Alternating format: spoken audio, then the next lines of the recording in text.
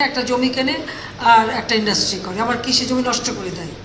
আমাদের কথা হচ্ছে আমাদের 3 ফসলি জমি কোনো মতেই সেটা নষ্ট করা যাবে না, সেখানে কেউ কোনো মানে ইন্ডাস্ট্রি করতে পারবে না।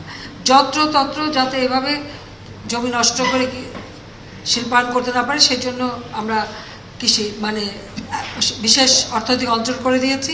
আমরা এখন জমিগুলি নিয়ে নিচ্ছি, ধীরে ধীরে বিনিয়োগ হবে, কারণ এটা আস্তে আস্তে আমাদের উন্নত করতে হবে।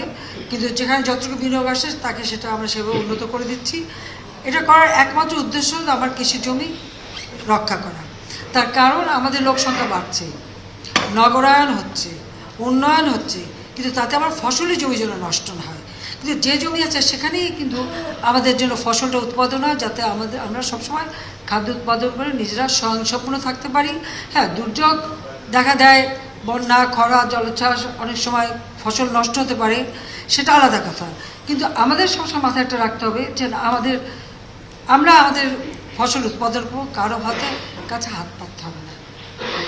আমাদের খুব তিক্ত অভিজ্ঞতা 74 সালে নগদ টাকা দিয়ে কেনা খাদ্য কিন্তু আসতে দেয়নি, কৃত্রিমভাবে সেখানে একটা দুর্ভিক্ষ সৃষ্টি করা হয়েছিল।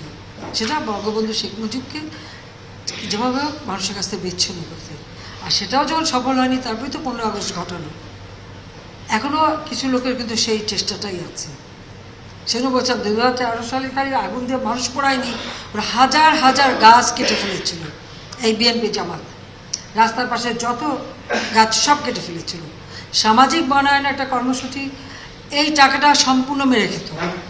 আমরা আসার পরে এখন আমরা সেই সামাজিক বনায়নে যারা এই কাজটা পায়, তারা যে গাছগুলি লাগায়, যত্ন করে, বড় হয়, তার 70% যাতে তারা মানে যেটা লাভ পাবে, লাভের 70% এরা পাবে, সেই ব্যবস্থা কিন্তু আমরা করে দিয়েছি।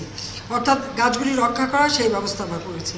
বাংলাদেশে প্রথম কৃষি বিষয়ে একটা নীতিমালা প্রণয়ন করা, মানে আমরা স্বাধীনতার 15 আগস্টের পরে আমরা এই জাতীয় কৃষি নীতি 1999 প্রণয়ন করি, কারণ একটা নীতিমালার ভিত্তিতেই যাতে কৃষি উৎপাদন বাড়ে সেই ব্যবস্থাটা আমরা নিয়েছিলাম।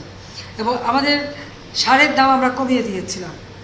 এখনও ব্যাপক হারে ভর্তুকি দিতে হচ্ছে, কিন্তু যেহেতু এটা সব দেশের মানুষের মানে খাদ্য চাহিদার বিষয়, সেই ক্ষেত্রে আমরা কোনো কার্পণ্য করি না। বাজেটে সবসময় আমরা এখানে ভর্তুকি দিই।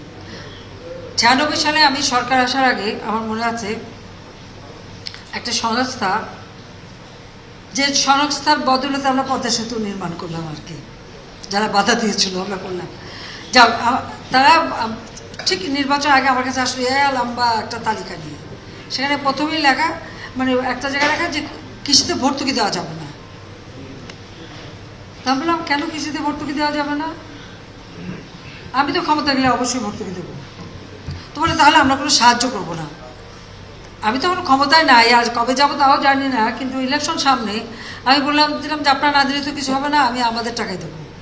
আমি যদি সরকার গঠন করে আমার টাকা আমি কৃষকদের ভর্তুকি দেবো এবং কৃষকদের সব রকম সহযোগিতা করবো।